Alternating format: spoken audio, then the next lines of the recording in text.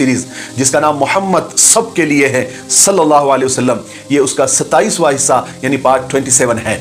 تھوڑا ہم ریکیپ کر لیتے ہیں کہ ہم نے 26ویں حصے میں کیا سنا، لیکن اس سے پہلے ایک ضروری بات میں آپ کو بتا دوں کہ کل اتوار یعنی سنڈے کو ہمارا کوئی السلام علیکم ورحمۃ اللہ وبرکاتہ۔ امید ہے آپ لوگ سب خیریت سے ہوں گے۔ میں بھی الحمدللہ اللہ کا لاکھ لاکھ شکر احسان ہے خیریت سے ہوں۔ آج انشاءاللہ جس پروڈکشن دینے جا رہے ہیں مولانا عبدالرشید صاحب کا چینل ہے یہ، ان کے چینل کا لنک میں ڈسکرپشن باکس میں دے دوں گا، آپ لوگوں نے سبسکرائب کریے گا اور میری ویڈیو دیکھیں گے۔ یہ ویڈیو دوستوں جو سیریز چل رہی ہے محمد سب کے لیے، یعنی کہ ہمارے پیارے آقا نبی علیہ وسلم کی پوری زندگی بنے گی ویڈیو سیریز کا یہ آج 27واں پارٹ انشاءاللہ ہم لوگ دیکھیں گے، اور اس ویڈیو کو اینڈ تک ضرور دیکھیے گا۔ بہترین ویڈیو آج کی اور آپ لوگوں کو بہت پسند بھی آئے گی کیونکہ یہ سیریز بہت اچھی سیریز ہے۔ تو چلیے بنا دیر پہلے ویڈیو سٹارٹ کرتے ہیں، پھر اس کے بعد بات کرتے ہیں۔ السلام علیکم دوستو، کیسے ہو؟ امید ہے کہ سب خیریت سے ہوں گے۔ اللہ آپ لوگوں کو ایسے ہی خوش رکھے۔ سرکار دو عالم صلی اللہ علیہ وسلم کی پوری زندگی پر بننے والی ویڈیو سیریز جس کا نام محمد سب کے لیے ہے صلی اللہ علیہ وسلم، یہ اس کا 27واں حصہ یعنی پارٹ 27 ہے۔ آگے سنتے ہیں۔ ایمان قبول کرنے کے بعد حضرت عمر رضی اللہ تعالیٰ حضور پاک صلی اللہ علیہ وسلم کے پاس دار ارقم کے دروازے پر پہنچ کر حضرت عمر نے خود دستک دی۔ صحابہ کرام جو اندر موجود تھے انہوں نے حضرت عمر رضی اللہ عنہ کے ہاتھ میں ننگی تلوار دیکھ کر دروازہ کھولنے میں تأمل کیا، یعنی آگے پیچھے ہوئے کہ دروازہ کھولے یا نہیں، اور حضور پاک صلی اللہ علیہ وسلم سے عرض کیا کہ حضور عمر ننگی تلوار لے کر باہر دروازے پر کھڑا ہے، کیا کرے؟ حضور نے اطمینان سے فرمایا کہ دروازہ کھول دو، اسے آنے دو۔ حضرت حمزہ رضی اللہ عنہ بھی وہاں پر موجود تھے، انہوں نے بھی کہا کہ آنے دو، اگر عمر کا ارادہ نیک ہے تو خیر، ورنہ اسی کی تلوار سے اس کا سر اڑا دیا جائے گا۔ چنانچہ دروازہ کھولا گیا، حضرت عمر رضی اللہ عنہ اندر داخل ہوئے۔ حضور پاک صلی اللہ علیہ وسلم نے ان کو گھر میں داخل ہوتے ہوئے دیکھا تو آگے بڑھے اور حضرت عمر کا دامن پکڑ کر کہا اور زور سے جھٹکا اور فرمایا کہ عمر کیا تو باز نہیں آئے گا؟ حضرت عمر نے جواب دیا، یا رسول اللہ میں ایمان لانے کے لیے حاضر ہوا ہوں۔ حضور پاک صلی اللہ علیہ وسلم نے یہ سنتے ہی خوشی اور مسرت سے نعرہ تکبیر بلند کیا، بلند آواز میں اللہ اکبر کہا، اور جو ساتھ میں تمام صحابہ جو اس وقت دار ارقم میں موجود تھے سب نے زور سے اس قدر اللہ اکبر کہا کہ مکہ کی پہاڑیاں گونج گئی۔ اور پھر حضور پاک صلی اللہ علیہ وسلم نے حضرت عمر کو دیکھ کر مسکرایا، اور اس ایک مسکراہٹ نے عمر کو سب کچھ دے دیا۔ ہدایت، سعادت، برکت، کامیابی سب کچھ حضرت عمر کو مل گئی۔ جو حضور کو قتل کرنے چلے تھے آج حضور کے غلام بن گئے۔ حضرت حمزہ رضی اللہ تعالیٰ عنہ، حضرت عمر رضی اللہ تعالیٰ عنہ کے اسلام لانے کی وجہ سے آپ صلی اللہ علیہ وسلم کو اور اسلام کو طاقت مل گئی، اور ادھر مکہ والے خوشخبری کے انتظار میں تھے۔ وہ تو سوچ رہے تھے کہ عمر نے محمد کا کام تمام کر دیا ہوگا، ابھی خدیجہ کی رونے کی آوازیں سنائی دے گی، ابو بکر و علی کی چیخیں سنائی دے گی، ایمان والے اپنا سینہ پیٹ رہے ہوں گے، کتنا زمانہ ہو گیا ہم پریشان ہیں، آج عمر کی غیرت نے ہمارا کام کر دیا ہوگا۔ مگر قدرت ان کے ارادوں پر اور ان کی خوش فہمی پر ہنس رہی تھی۔ گویا قدرت یوں کہہ رہی تھی کہ ارے نادانوں، تمناؤں کے جن کمزور کھلونوں سے تم اپنے دل کو بہلا رہے ہو وہ بہت جلد ٹوٹنے والے ہیں۔ تمہارے امیدوں کے باغ اجڑ تو سکتے ہیں مگر لہلہا نہیں سکتے، کیونکہ محمد سے جنگ خود خدا سے جنگ ہے۔ حضرت عمر رضی اللہ تعالیٰ ایمان لانے کے بعد سیدھا ابو جہل کے گھر پہنچے اور دروازے پر دستک دی۔ وہ دشمن اسلام باہر آیا اور بڑی خندہ پیشانی سے جھک کر حضرت عمر کا ویلکم کیا، اہلاً سہلاً مرحبا، اور کام کے بارے میں پوچھا، عمر کام ہو گیا؟ حضرت عمر رضی اللہ عنہ نے فرمایا کہ ہاں خدا کا شکر ہے کام ہو گیا، میں ایمان لے آیا، میں مسلمان ہو گیا، اور حضور پاک صلی اللہ علیہ وسلم کو یعنی محمد کو رسول مانتا ہوں۔ یہ سنتے ہی ابو جہل جھلا گیا اور پیر پٹکتا ہوا اور بالوں کو نوچتا ہوا واپس اندر چلا گیا۔ حضرت عمر رضی اللہ تعالیٰ اس کی بے بسی پر مسکراتے ہوئے واپس ہو گئے۔ اس کے بعد حضرت عمر حضور کی خدمت میں حاضر ہوئے اور جا کر عرض کیا کہ حضور اب ہم کو چھپ کر اور پوشیدہ طور پر گھروں میں نماز پڑھنے کی ضرورت نہیں ہے، بلکہ ابھی علی الاعلان خانہ کعبہ میں نماز پڑھی جائے گی، اور کوئی بھی ہمارے راستے میں آئے گا تو عمر اس کا مقابلہ کرے گا۔ پھر کیا تھا، بلا روک ٹوک ایمان والے خانہ کعبہ میں نماز پڑھنے لگے، اور اسلام کو پھیلانے کا کام اب علی الاعلان، چھپ کر نہیں، علی الاعلان ہونے لگا۔ یہ نبوت کے 6 سال کے آخری مہینے کا واقعہ ہے۔ اس وقت حضرت عمر کی عمر یعنی ایج 33 یعنی 33 سال کی تھی۔ حضرت عمر رضی اللہ عنہ کے ایمان لانے کے بعد مکہ میں ایمان والوں کی تعداد 40 ہو گئی تھی، اور یہ تعداد حبشہ میں جو ایمان والے تھے اس تعداد کے علاوہ تھی۔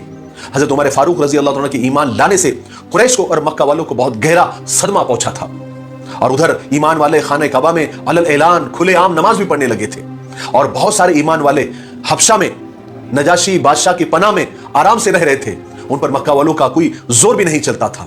اور ادھر हजरत हमजा और हजरत उमर की वजह से मक्का में ईमान वालों पर वो बिला डर और खौफ के हाथ भी नहीं डाल सकते थे। इसलिए मक्का वाले अब बहुत ज्यादा परेशान हो गए थे कि आखिर वो करे तो क्या करे। चुनांचे कुरैश ईमान वालों की इस बढ़ती हुई तादाद और उनकी फतेह को हाथ बांधकर नहीं देख रहे थे, बल्कि वो अपनी कोशिशों में लगे हुए थे और तरह तरह की तरकीबें सोचते रहते थे जिससे ईमान वालों की बढ़ती तादाद को रोका जा सके और जो ईमान ला चुके हैं वो किसी तरीके से नबी की पैरवी करना छोड़ दें, क्योंकि सिर्फ 4 हफ्तों में 4 बड़े बड़े धक्के और धचके मक्का वालों को लगे थे। एक हजरत हमजा का इस्लाम लाना, फिर हजरत उमर का इस्लाम लाना, फिर आप सल्लल्लाहु अलैहि वसल्लम का मक्का वालों के सारे ऑफर को ठुकरा देना, और फिर बनु हाशिम और बनु अब्दुल मुत्तलिब ने मिलकर हुजूर की हिफाजत की जो कसम खाई थी। ये 4 ऐसे बड़े बड़े धचके थे, ऐसे 4 बड़े बड़े धक्के थे जो मक्का वालों को अभी ताजा ताजा लगे थे, जिससे वो बेहद परेशान थे। इसी मकसद से वो एक मरतबा फिर जमा हुए, एक बड़ी मीटिंग की, और इस मीटिंग में मोहम्मद सल्लल्लाहु अलैहि वसल्लम का, उनके तमाम मददगारों का मुकाबला करने के लिए नई नई स्कीमों पर, नए नए प्लान्स पर गौर खौज किया गया। काफी सोच और विचार के बाद उन सब लोगों ने यह तय किया कि अब मोहम्मद को और उनके साथियों को तकलीफें देकर, कत्ल गारत गिरी कर कर उनको कोई फर्क नहीं पड़ रहा है। अब हम आखिरी बार अबू तालिब के पास जाएंगे, और अगर वो अभी भी मोहम्मद को हमारे हवाले नहीं करते तो अब हम मोहम्मद का, उनके तमाम साथियों का, उनके तमाम हिमायतियों का पूरी तरह से मुकम्मल सोशल बायकाट कर देंगे। उनसे मिलने जुलने वालों का और लेन देन करने वालों का भी बायकाट कर दिया जाएगा। ना उन लोगों से कोई सलाम कलाम किया जाएगा, ना उनसे कोई चीज खरीदी जाएगी, ना उनको कोई चीज बेची जाएगी। गर्ज के उनके और हमारे दरमियान किसी किस्म का कोई ताल्लुक नहीं होगा, ना कोई वास्ता होगा, ना कोई मतलब होगा। बिल्कुल उनको हमारे समाज से बिल्कुल अलग थलग कर दिया जाएगा। इस फैसले को और ज्यादा पक्का और मजबूत करने के लिए उन्होंने इन सारी बातों को एक कागज पर, एक सहीफे पर लिख लिया और सबकी उस पर दस्तखत भी ली, यानी सबकी गवाही ली कि हम सब इसकी पूरी पूरी पाबंदी करेंगे। बड़े बड़े सरदारों ने भी इन बातों पर कसम खाई और फिर उस कागज को, उस सहीफे को काबे में ले जाकर टांग दिया ताकि कोई उसमें तरमीम न कर सके, रद्द बदल न कर सके, संशोधन न कर सके और इन फैसलों से कोई फिर न सके। उसके बाद कुरैश की एक जमात बनु अब्दुल मुत्तलिब और अबू तालिब और जितने भी आप सल्लल्लाहु अलैहि वसल्लम के हिमायती थे, जो आपके मददगार थे, जो आपका ताउन करते थे, मुआविन थे, उनके पास गई और उनसे कहा कि देखो, आपके सामने 2 रास्ते हैं, 2 सूरतें हैं, 2 शक्लें हैं, आप उनमें से कोई एक कबूल कर लीजिए। पहली सूरत तो यह है कि आप मोहम्मद को हमारे हवाले कर दीजिए ताकि हम उसको कत्ल कर दें, नाउजुबिल्लाह। इस तरह आपको भी आराम हो जाएगा और इसके बदले में हम आपको बहुत सारा तावान देंगे, यानी बहुत सारा रुपया पैसा आपको देंगे। वरना दूसरी सूरत यह है कि अगर आप लोग नहीं माने तो पूरे मक्का वाले आप सब लोगों का बायकाट कर देंगे, कता ताल्लुक कर देंगे। हम आपसे ना कोई बात करेगा, ना आपको कोई सामान बेचेगा, ना आपसे कोई सामान खरीदेगा और इस तरह आप सब लोग भूखे मारे जाएंगे। अब बताओ आपकी क्या राय है इस पर? बनु अब्दुल मुत्तलिब यानी अब्दुल मुत्तलिब की औलाद अबू तालिब और जो भी आप सल्लल्लाहु अलैहि वसल्लम के मददगार मुआविन की जमात थी, उन्होंने मोहम्मद सल्लल्लाहु अलैहि वसल्लम को उनके हवाले करने से साफ साफ इनकार कर दिया और कुरैश की जमात से कहा कि हम किसी भी हाल में, किसी भी कीमत पर मोहम्मद को तुम्हारे हवाले नहीं कर सकते। उसके बदले में हम कितनी भी परेशानियां, कितने भी चैलेंजेस कबूल करने के लिए तैयार हैं। फिर मक्का वालों ने कहा कि ठीक है, अगर तुम नहीं मानते फिर तुम्हारे और हमारे दरमियान एक दीवार अब खड़ी हो गई है, अब हम तुम्हारे सबका मुकम्मल बायकाट करते हैं। इस तरह कुरैश ने अब्दुल मुत्तलिब की औलाद का, बनु हाशिम का, आप सल्लल्लाहु अलैहि वसल्लम का और सहाबा का, ईमान वालों का और जो ईमान नहीं लाए थे लेकिन हुजूर के मददगार थे, हुजूर को सपोर्ट करते थे, वो भी उसमें शामिल थे। सिर्फ अबू लहब इस बायकाट से अलग रहा क्योंकि वो शुरू से ही मक्का वालों के साथ था, जो ईमान वालों का मजाक उड़ाने में, उनको गालियां देने में सबसे आगे आगे रहता था। ये पहला आदमी था अबू लहब जिसने सारे लोगों को ईमान वालों के मजाक करने के लिए, दुश्मनी करने के लिए उकसाया था और इसी ने बायकाट की बात भी शुरू की थी। इस तरह बनु हाशिम और ईमान वाले और हुजूर पाक सल्लल्लाहु अलैहि वसल्लम और सहाबा सारे मक्का वालों से कटकर एक घाटी में कैद होकर रह गए जो शैब अबी तालिब के नाम से मशहूर है।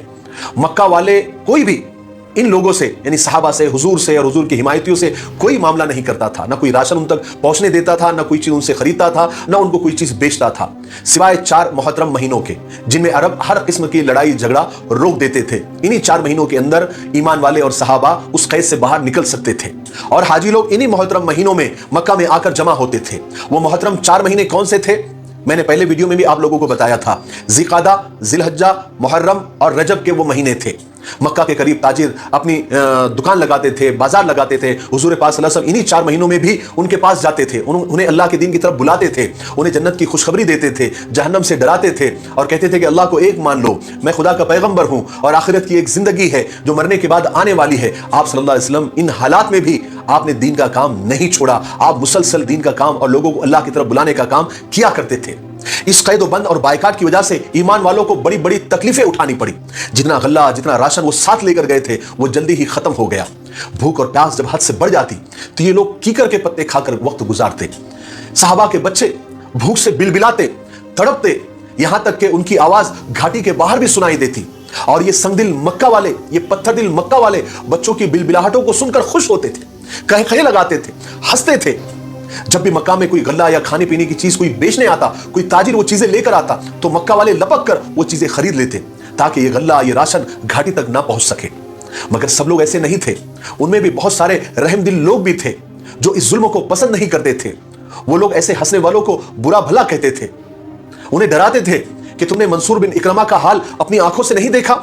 ये मंसूर बिन इकरमा वो कुरैश का वो आदमी है जिसने ये बायकाट वाला मुआहिदा, ये एग्रीमेंट अपने हाथ से लिखा था। फिर अल्लाह की कुदरत देखिए कि उसका वो हाथ जिससे उसने वो एग्रीमेंट लिखा था, उसे पैरालिसिस का अटैक आया, यानी उसका हाथ शल हो गया और फिर जिंदगी भर अच्छा नहीं हुआ।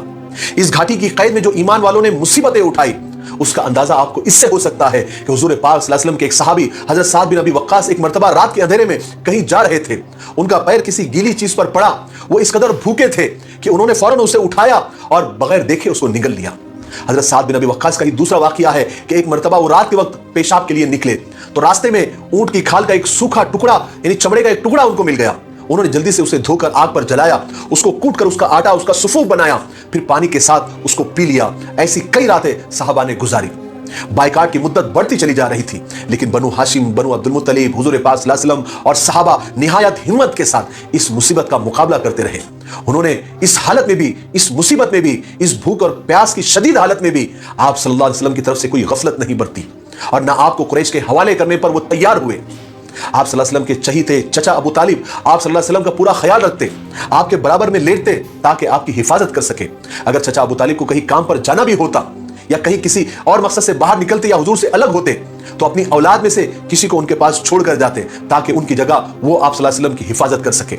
जिनका बायकाट किया गया था, यानी बनु हाशिम, बनु अब्दुल मुत्तलिब, आप सल्लल्लाहु अलैहि वसल्लम और सहाबा, इनके जो रिश्तेदार थे वो थोड़ी थोड़ी इनके साथ हमदर्दी किया करते थे और छुप छुप कर उनके पास खाना पहुंचा दिया करते थे।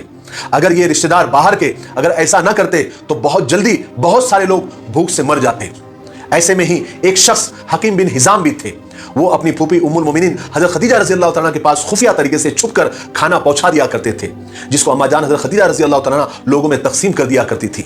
इस तरह हिशाम बिन अम्र भी ऐसे एक शख्स थे जो ऊँटों पर खाना और कपड़ा लाद कर रात के वक्त उस घाटी के करीब लेकर आते और जब बिल्कुल घाटी के करीब पहुंच जाते तो ऊंट को घाटी की तरफ हाँक दिया करते थे और इस तरह तमाम सामान इन मजबूर और बायकाट किए हुए लोगों तक पहुंच जाता था।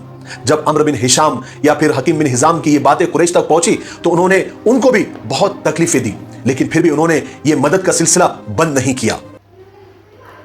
तो दोस्तों, ये था हमारा एक्शन जो हमने देखा हज़रत मोहम्मद सल्लल्लाहु अलैहि वसल्लम की पूरी ज़िंदगी बने वीडियो सीरीज़ का ये 27वां पार्ट था।